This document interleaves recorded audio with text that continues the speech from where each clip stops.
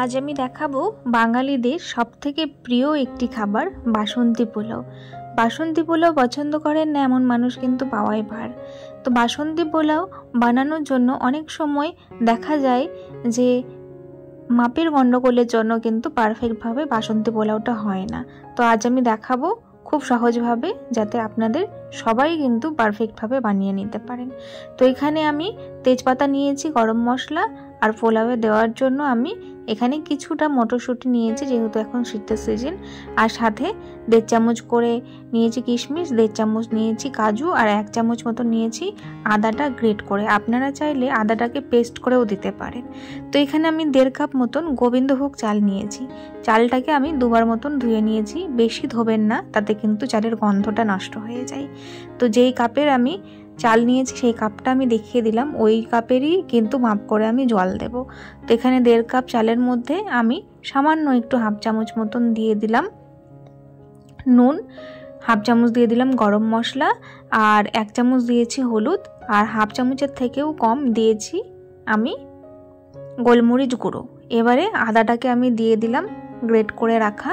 এরপরে আমি এখানে ঘি দিয়ে দিচ্ছি। ঘি আমি 2 চামচ মতন দিয়ে দিলাম। এখানে আমি কোনো ফুড কালার ইউজ করিনি। আমি যে হলুদটা দিয়েছি সেটা একটু বেশি করে দিয়েছি, এটাতেই কিন্তু খুব সুন্দর একটা কালার চলে আসবে পোলাওয়ের মধ্যে। তো এবারে সম্পূর্ণটাকে খুব ভালো করে আমি এখানে মিশিয়ে নিচ্ছি। এইটাকে ভালো করে মিশিয়ে নিতে হবে।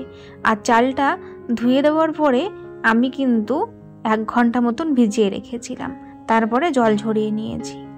এরপরে ওই মিশ্রণটার মধ্যে আমি অ্যাড করে দিলাম চিনি 1 চামচ। যেহেতু এটা বাসন্তী পোলাও হবে আর পোলাও একটু হালকা মিষ্টি হলে খেতে ভালো লাগে, সেই জন্য কিন্তু আমি এখানে চিনিটা দিয়ে ভালো করে মেখে নিলাম। এরপরে কড়াই গরম হয়ে গেছে, কড়াই বসিয়ে দিয়েছি। কড়াইয়ের মধ্যে আমি এখানে দিয়ে দিলাম আবারও ঘি 1 চামচ, আর তার সাথে 2 চামচ মতন সাদা তেল আমি দিয়ে দিয়েছি। এবারে ফোড়নে আমি দিলাম গোটা গরম মশলা, তেজপাতা। এটা থেকে খুব ভালো করে মিষ্টি একটা গন্ধ ছেড়ে দিলেই এরপরে আমি একে একে বাকি জিনিসগুলো দেব। প্রথমে আমি কাজু আর কিশমিশটাকে দিয়ে দিলাম। গ্যাসের ফ্লেমটাকে কিন্তু এই সময় মিডিয়ামে রাখতে হবে, কারণ কাজু কিশমিশ পুড়ে গেলে কিন্তু ভালো লাগবে না। সেই জন্য যাতে পুড়ে না যায়, হালকা করে একটা কালার আসে, সুন্দর ভাজা হয়, সেই জন্য গ্যাসের ফ্লেমটাকে এই সময় মিডিয়াম রাখতে হবে। তারপরে যখন কিশমিশটা ফুলতে শুরু করে দেবে, তখনই কিন্তু আমি যেই মিশ্রণটা তৈরি করে রাখলাম চালের সাথে, গোবিন্দভোগ চালের, সেইটাতে কিন্তু পুরো চালটা এইটার মধ্যে আমি দিয়ে দেব। অসম্ভব সুন্দর কিন্তু গন্ধ বেরোয় এই সময় এই চালটা পড়লে, আর তার মধ্যে ঘি রয়েছে। তো আপনারা যখন বানাবেন তখন কিন্তু আপনারা বুঝতে পারবেন। এরপরে এই চালটাকে দেওয়ার পরে খুব ভালো করে 5-7 মিনিট মতো নাড়াচাড়া করে কিন্তু একটা ঝরঝরে মতন করে নিতে হবে, ভাজা ভাজা করে নিতে হবে। যখন ঝরঝরে হয়ে যাবে তখন কিন্তু যেই কাপের আমি 1.5 কাপ চাল নিয়েছি সেই কাপেরই কিন্তু মেপে 3 কাপ আমি এখানে জল দিয়ে দেব। এটাই হচ্ছে সঠিক পরিমাপ। এই মাপটা ঠিক থাকলেই কিন্তু একদম ঝরঝরে গোবিন্দভোগ চালের বা বাসন্তী পোলাও কিন্তু একদম আমাদের রেডি হয়ে যাবে। তো দেখুন, এটা আমি ঢাকা দিয়ে রেখেছিলাম কিছুক্ষণের জন্য। এইটাকে ভালো করে এবারে সেদ্ধ হবে চালটা, তারপরে কিন্তু কিছুক্ষণ রান্না করলে আমাদের রেডি হয়ে যাবে। তো আমি আবারও ঢাকা দিয়েছিলাম, আবারও ঢাকা তুলেছি। দেখুন জলটা প্রায় শুকিয়ে আসছে। মাঝখানে একবার আপনারা চেক করে দেখতে পারেন যে চালটা কতটা হয়েছে। দেখুন আমি এখানে দেখিয়ে দিলাম, আরও কিছুক্ষণ কিন্তু হবে। তো আমি প্রথমে মটরশুঁটিটা ইউজ করিনি, এই কারণেই মটরশুঁটি খুব তাড়াতাড়ি হয়ে যায়। তো প্রথমে দেওয়ার দরকার নেই, যখন জলটা একদম শুকিয়ে আসবে তার আগে আগে কিন্তু আপনারা এইভাবে দিয়ে দিতে পারেন।